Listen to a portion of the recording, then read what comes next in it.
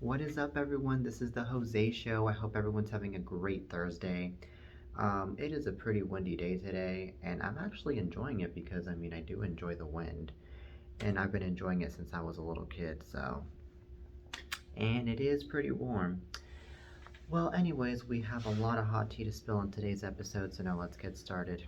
Alright, let's start off with Bob Saget. As we all know, the beloved actor who we all know from Full House passed away at the age of 65 just last month. And um, unfortunately, the cause of death was not known right away, but now the cause of death is known. Well, according to authorities, they have determined that Bob Saget passed away from head trauma. They have concluded that he accidentally hit the back of his head on something, thought nothing of it, and went to sleep. The statement said no drugs or alcohol were involved.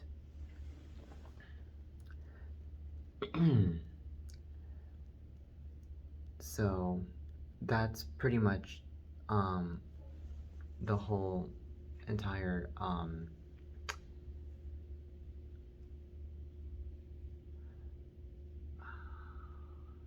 so that's pretty much like the whole entire thing that we have now from Bob Saget. Um, okay, so this is what I think. I think that this is pretty shocking that he passed away from head trauma. Um, Especially because of the fact that he accidentally hit the back of his head on something and thought nothing of it. Now, the reason why this shocks me is because I feel like he should have been easily aware that he hit himself, that he hit his head on something, and that he hit his head against something pretty hard. You know, he should have been more than aware of that to the point that he should have even checked his head in a mirror and in order to see if his head is actually okay, instead of just ignoring it and not being, or instead of just not being so aware of it. um and if he would have been so aware of it, then of course he would have still been with us today, to this day. And you know yes, he would have ended up in the hospital, but like I said, he would have still been with us. He would have still been alive. Um, so this is very heartbreaking and this is very shocking. And um, I'm wondering what he hit his head against. What what really caused his head to um, actually, you know, get severely injured to the point that he would die. I wonder what it was. If it was either the back of his bed, if it was either a wall, if it was either a towel hanger. I don't know. That's something that is really having me question. And I'm pretty sure that a lot of the people that are now, well, a lot of you guys that are now finding out about the news is also questioning as to what really led Saget's head to get severely injured. What could it be? What did he hit his head against? So I'm pretty sure that this is going to be under question for several months. I'm pretty sure, because this is weird. This is completely weird. Um,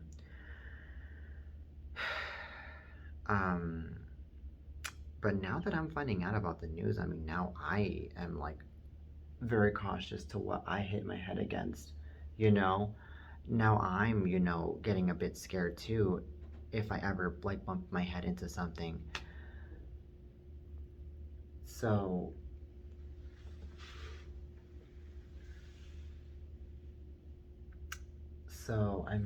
this is something that I really am thinking of and wondering and everything. But, anyways, um, another thing that I have to say about this is Bob Saget. Could Another thing that could have happened to with Bob Saget is maybe he was maybe going through a lot of stress in his head. Maybe there was something going on in his head that we didn't know, that maybe caused him to um, not just get a head injury, but also maybe a stroke might have been involved in the situation, maybe as to why he ended up dying.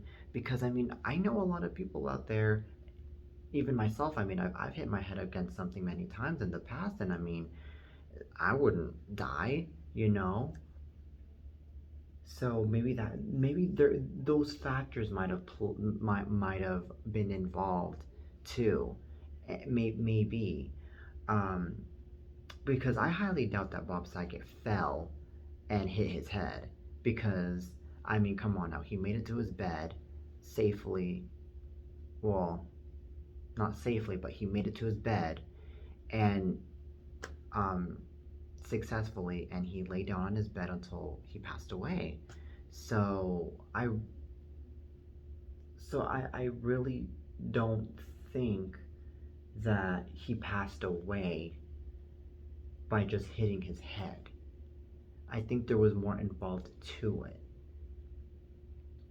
in my opinion. You know?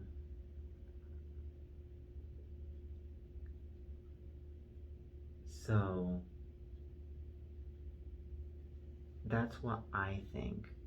That's what I personally think, especially because,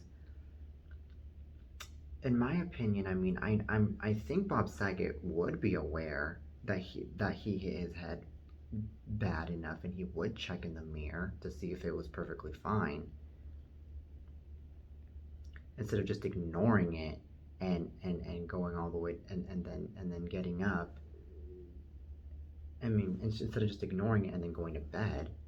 Like, if that was the case, that if he fell and hit his head, then he would have been aware of that, and he would have, called the ambulance. That's what he would have done, in my opinion. Or if he would have hit himself against something. So I think it was more than just a head injury that happened here. I think it was like a stroke, or something else that might have happened in his inner brain, instead of just a simple head injury, in my opinion. So that's what I think on this. But may Bob Saget rest in peace. We'll forever love him and remember him, and he'll forever be in our hearts. Alrighty then. So from Bob Saget to now other news, of course. Um, so now let's talk about um, wow, there's a lot of interesting stuff to talk about. Let's talk about Zendaya. Well, Zendaya's new wax figure has the internet completely divided.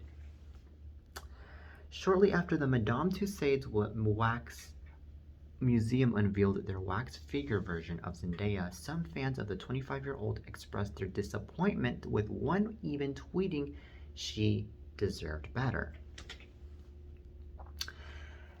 In an interesting ode to the actress, the Madame Tussauds Wax Museum in London recently unveiled their wax figure version of the 25-year-old rocking a fuchsia suit. The statue of Zendaya serves as the remake of a 2016 red carpet appearance.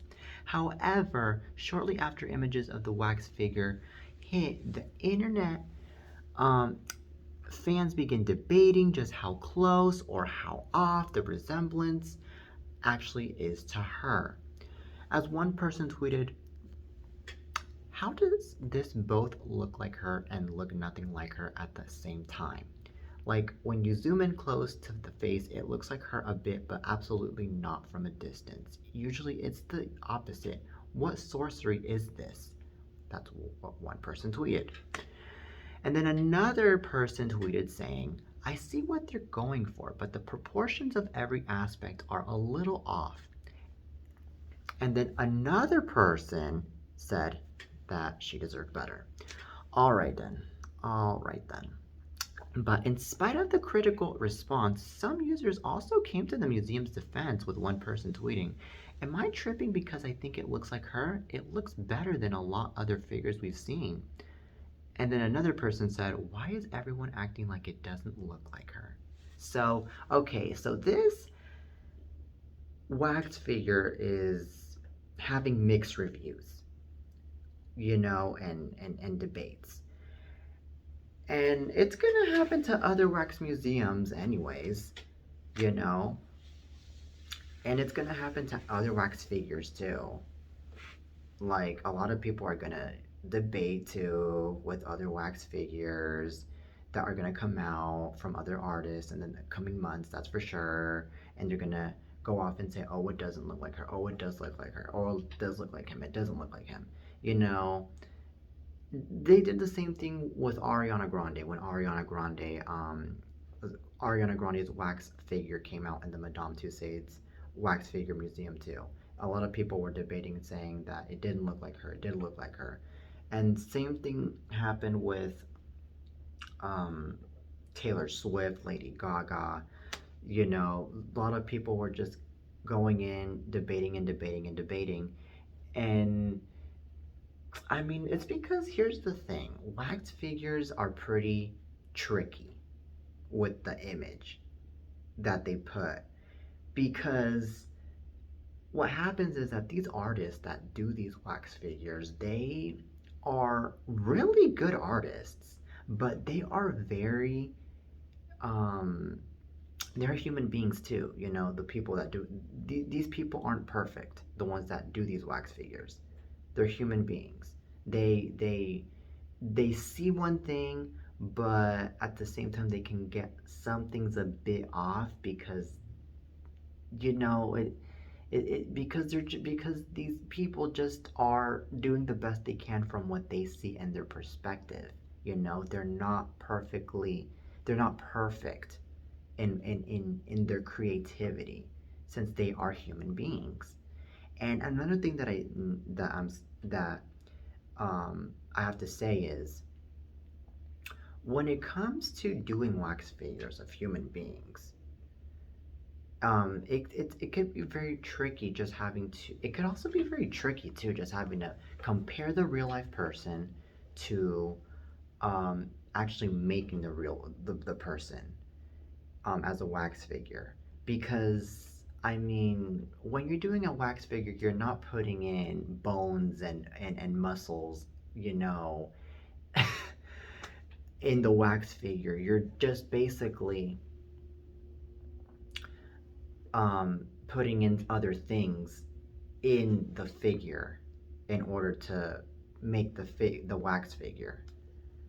You know, you're not really putting the exact muscles, the exact um, cheekbones, or the exact bone structures. You know, like you're trying, or the exact bones. You know, you're trying to do it exactly how the human looks like, but you can't because you don't have those exact bones, those exact muscles, you know, to actually make the human being look like a replica in the wax figure. So that's what I'm trying to say. So so that's my opinion on this, you know? But in my personal opinion, I feel like these people that did this wax figure of Zendaya, they worked hard and they did a pretty good job. When I first saw it, I was like, damn, this is actually Zendaya. This is actually something that a lot of people should be happy about and not complain about, you know? I mean, I would love to see these people do wax figures. I would love to see them try their best, you know? Especially because, I mean, I can already imagine how many hours it takes to make a wax figure. Okay, it doesn't take, I don't think, a day. It takes, I think, maybe weeks or months, you know, to make a wax figure. So, anyways, from Zendaya's wax figure reveal to now other news. Now let's talk about Kelly Ripa.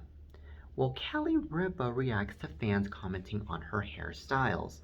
Well, during an episode of Live with Kelly and Ryan, Kelly Ripa said she isn't impressed when strangers come up to her with unsolicited advice about her hair.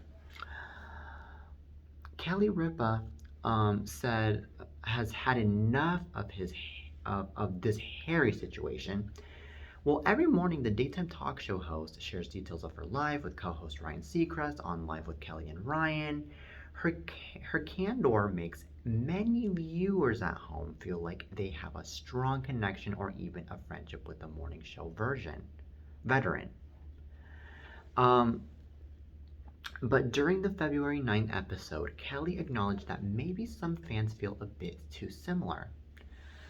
Um, and this is what Kelly had to say. Do people weigh in on your hair? She asked Ryan. People weigh in on my hair in a way where it is like, oh, I'm sorry, I didn't ask you whether or not you liked my haircut. And then executive producer Michael Gelman quickly added that people write in all the time about what Kelly's hair looks like. But before you think it's just emails, letters, and social media posts, Kelly said she comments when she's out and about running errands. Um, well, she gets comments. She gets comments when she's out and about running errands. Okay, so this is my take on this. I think that Kelly Ripa is Kelly Ripa. Everyone should leave her alone. You know, her hair looks stunning, and I think a lot of people out there, especially a lot of women out there, would want to have her hair just like Kelly. Would want to have their hair just like Kelly's. Okay? And another thing that I have to say about this is hair is hair. Leave her alone. Okay? Hair is hair. Oh my god.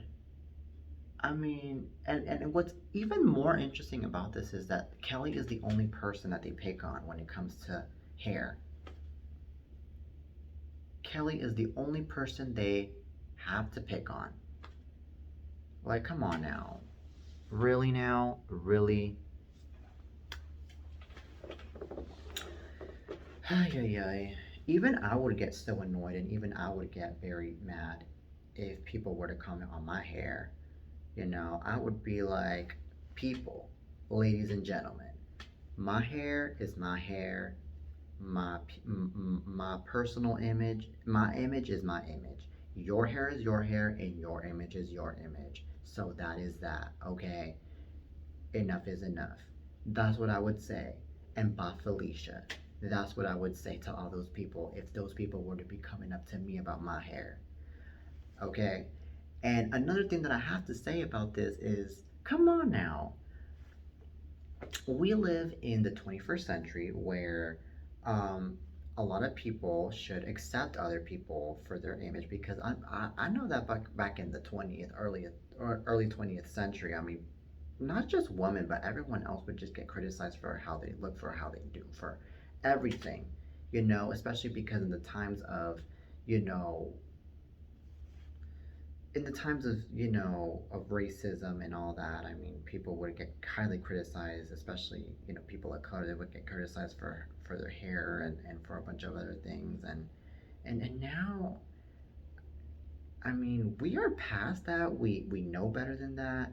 And now it's just time that we just, you know, be happy for one another. We be happy for being alive. We're happy for we should just be happy that Kelly Ripa is still doing her show and she's still trying to impress millions of people every single morning, and that is it.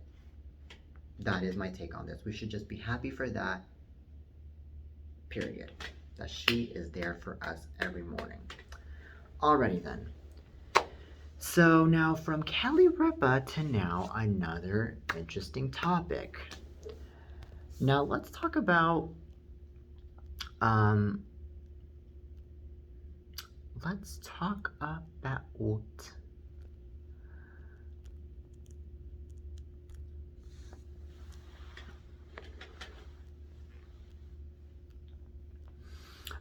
more interesting news, that's for sure.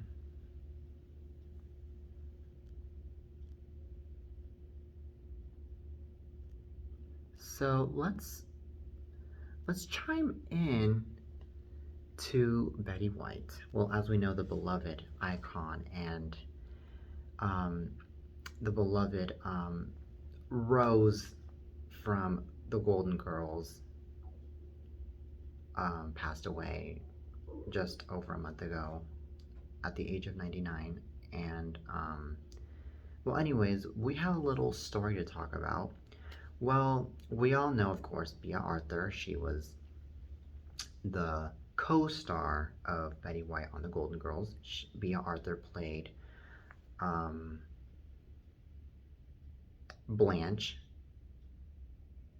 on The Golden Girls. And, well, anyways, Bea Arthur back in the day called Betty White the C word, which I don't know what the C word is, but anyway, she called her the C word. Well, Joel Thurm, the casting director for the hit show, opened up on the Originals podcast and revealed literally that literally Bea Arthur, who he casted in something else later on, just said, "Oh, she's a effing C," adding, and I heard it with my own ears. That's what Joel Thurm said. Now, he went on to say another castmate, Rue McClanahan, who also referred to Betty using the C word. Now, as for why there was much tension on the set, Thurm gave a few examples. He says Estelle Getty began losing her memory and needed help remembering her lines, and he said that she would write the lines on her hand, and Betty White would make fun of her in front of the live audience. That may seem like a minor transgression, but it really does get to you. I have no idea how Estelle Getty felt, but I know the other two did not like Betty at all. That's what um, the casting director got to say. Now, there have been stories about Bea disliking Betty, but lots of folks in the media said it was jealousy on Bea's part because Betty snagged a Best Actress Emmy and because Betty joked with the Golden Girls audience between scenes while Bea was focused on her lines. Betty actually addressed the issue back in 2011, saying Bea had a reserve. She was not fond of me. She found me a pain in the neck. Sometimes if I was happy, she'd be furious. So that's what Betty got to say. Alrighty then. This is my take on this. I feel like there's gonna be tension going on, you know, in the workplace, regardless if you're working in a TV show, regardless if you're working in a movie, regardless if you're working in a commercial, etc. There's always going to be tension, and you're always going to have a few enemies here and there. Now, what I also think about this is pretty interesting, just to see how Bea was jealous of Betty because Betty was getting the more success than Bea was. You know, especially because Betty got the Emmy the Emmy win and nomination. But I mean, here's the thing: Bea Arthur also got nominated for an Emmy, and she also won the Emmy for Best Actress for being Blanche on The Golden Girls. So, come on now, come on now.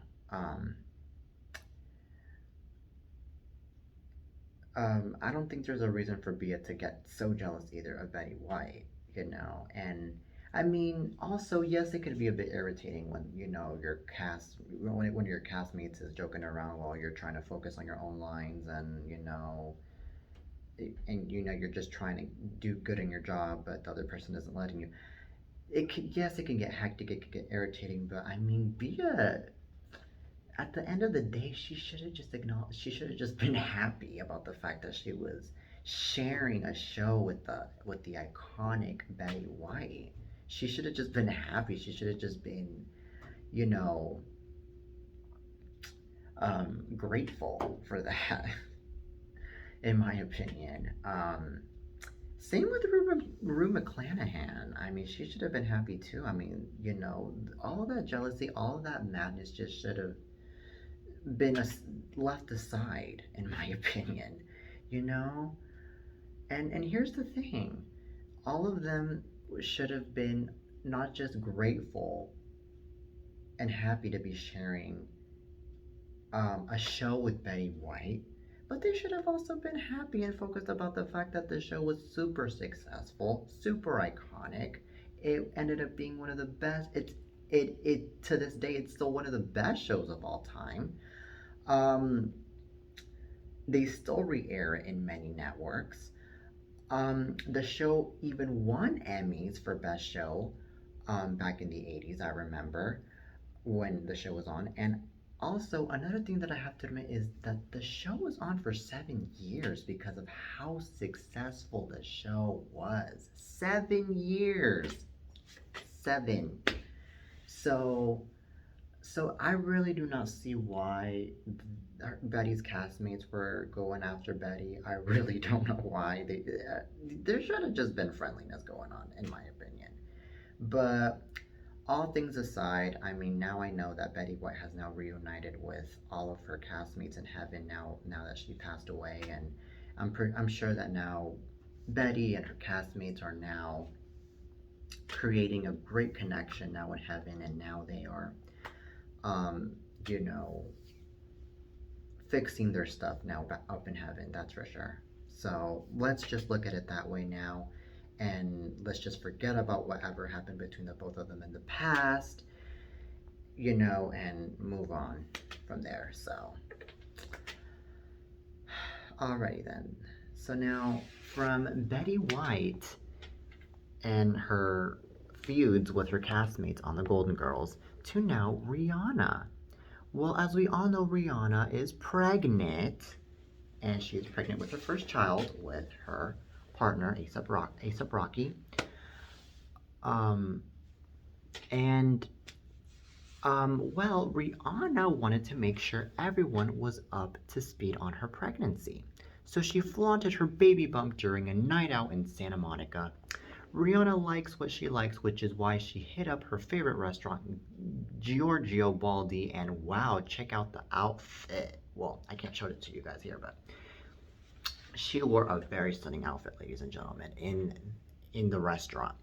Um, well, she got to wear a leopard spotted jacket, a huge, beautiful leopard spotted jacket in the restaurant, and some very nice jeans too. And then Rihanna has been out a lot recently with her boyfriend A$AP Rocky, and I personally think that it's a blessing, just to see Rihanna out and about, because I mean because we all love Rihanna, not only is she gorgeous, she's very talented, and she is the envy of a lot of today's pop stars, that's for sure. And also, Rihanna, if you're watching this, where's the album? When are you releasing your ninth album? We want to know. We are dying for some new music. Like, congrats on your pregnancy, but we want new music too. Or could it be that Rihanna is pulling a Katy Perry? Could it be that Rihanna is going to be releasing new music around the same time that she's giving birth to her baby later this year? It could be. It could be. Just like Katy Perry got to give birth to her baby back in August of 2020, and she got to release new music at around the same time as well.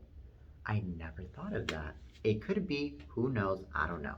But anyways, now the baby's sex is still a mystery, so we're not going to know if it's a boy or a girl until later on. So, but Rihanna's dad, Ronald Fenty, says that he would like a baby girl, mostly because he's already got a couple grandsons. All right, so you know what? If we're gonna get a princess in the family, if we're gonna get a baby girl in the family and Rihanna's family, then you know what? That would be awesome. For that would be super awesome. I can imagine that Rihanna's dad is gonna be not just loving her but spoiling her, and treating her like a true princess. I can already imagine, and you know what? If Rihanna ends up getting a baby girl, I really hope that the baby girl looks a lot like Rihanna. And the reason why is because um, I feel like it's so cool and awesome when a daughter looks like their mother, because it's like a twin vibe right there, you know. So I really hope that Rihanna's baby looks a lot like Rihanna, in my opinion. And plus, Rihanna's gorgeous. So, and I'm not saying ASAP Rocky is not good looking. That I'm not saying that, but I'm just saying that Rihanna's gorgeous. So, um, I think it'd be really nice to have that Rihanna's daughter would look a lot like her if Rihanna has a daughter. But if Rihanna has a son, then that will also be a blessing too, because bringing a child to this world is a blessing. It is a huge blessing, and yeah. So anyways, congrats to Rihanna and A$AP Rocky on the coming of their first child. I really hope nothing but the best for the both of them on the starting of their parenthood. Alrighty then, so from Rihanna to now other news. Now let's talk about um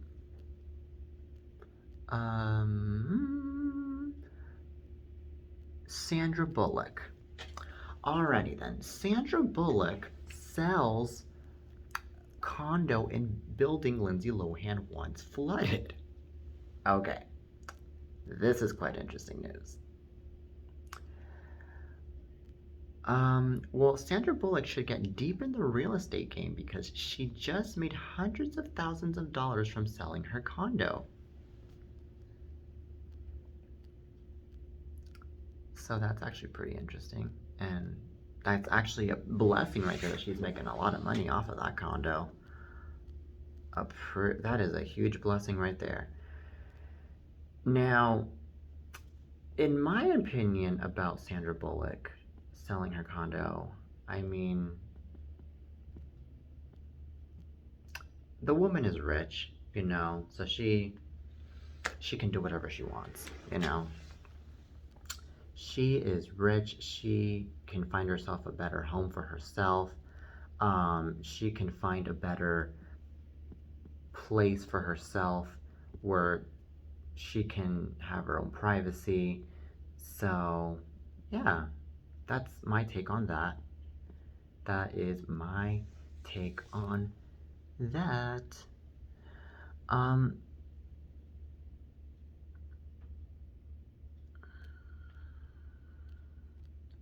Now, Sandra Bullock sells her condo in star-studded Hollywood building for $4.4 million. Just 2 months after listing her unit in the star-studded Sierra Towers, Sandra Bullock has sold the property for $4.4 million, according to the Los Angeles Times, though it's nearly $100,000 less than she listed it for in late 2021. The final price still leaves her with a $850,000 profit from what she paid for the 2-bedroom, 3-bathroom space in 2014. With Adam Sandler, Courtney Cox, and Kelly Osbourne among the slew of celebs who own their own space in the Sierra Towers, it's clear the building's living spaces are covetable top to bottom. But the space Bullock sold was particularly sought after. Its location above the 20th floor means spectacular views across Hollywood, and its east-facing position in the building means mornings in the floor-to-ceiling windowed space are flooded with sunlight. These are particularly enjoyable from the numerous spacious balconies accessible from the living space and the bedrooms. Bullock's recently spearheaded a thoughtful renovation of the space, giving it a bit of a mid-century twist with wood paneling in the living area and a built-in wood dresser in the primary suite.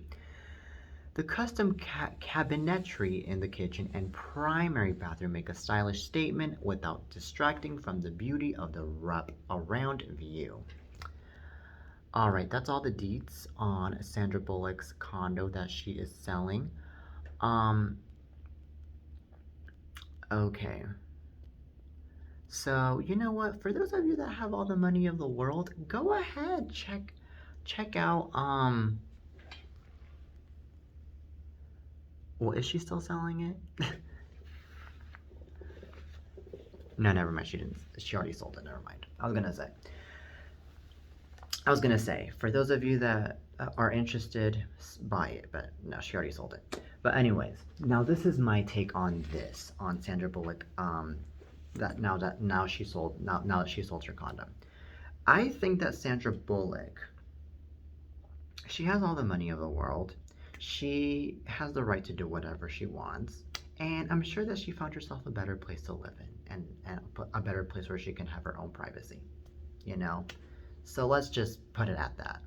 And another thing that I have to say is Sandra Bullock, I mean, I can imagine that the reason why um, another reason as to why she sold that condo was probably because maybe she could be working on a movie somewhere else, far away from LA, and she wants to move in closer to that place where she's working at, you know. So that could also be it. And then another thing that I think about is I can also imagine that maybe she sold it is probably because she probably could be, maybe she just got sick and tired of looking at the same view of Hollywood. Maybe she was like, I'm used to this, I'm moving out, I don't care about this, goodbye, you know? So that could also be it too. So that's my take on that, but um, so yeah, that's what I think. But anyway, Sandra Bullock, I mean, she is a phenomenal actress, I saw her on Gravity. I saw her on Radio, the movie. Oh, I loved her on Radio. She was just wow, phenomenal. Um, she has done so many movies, so many good movies, and she was one of Betty White's really good friends. Um, that I can say, which is pretty phenomenal because and pretty cool because I mean Betty White. I mean, who doesn't want to be friends with Betty White? May she rest in peace, Betty White. But yeah, I but anyways, yeah, I think she was blessed to be friends with Betty White. She was definitely more than blessed. But yeah. But anyways,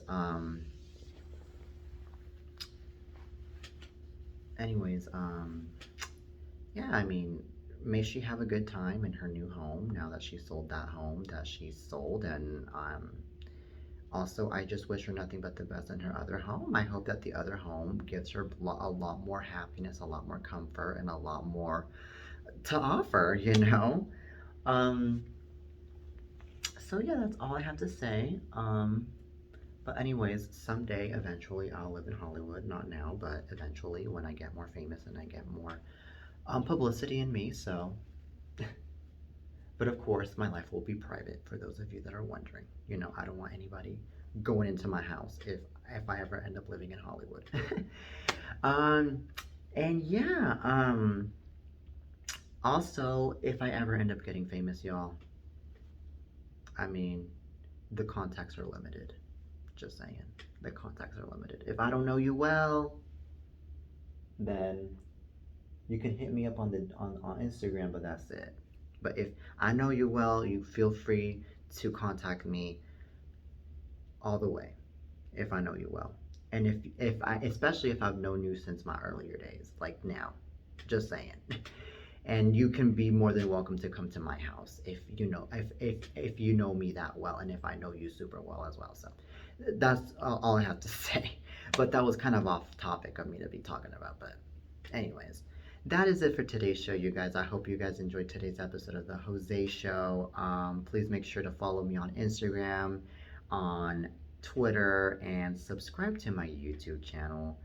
I'll be back with more next time. So, anyways, have a wonderful day, you guys. Till next time.